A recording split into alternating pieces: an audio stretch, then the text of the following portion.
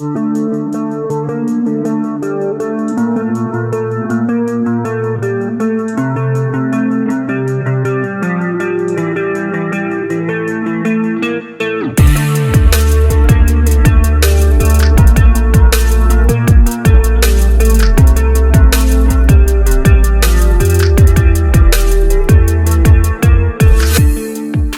కదా, మా వాళ్ళు సిట్టింగ్ ప్లాన్ చేశారు. నిన్ను డ్రాప్ చేసి అక్కడికి వెళ్తాం.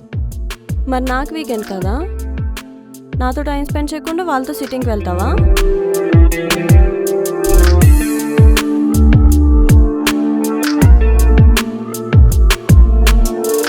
స్టార్టింగ్లో అయితే నిద్ర మానుకుని 3-4 వరకు మాట్లాడేవాడు.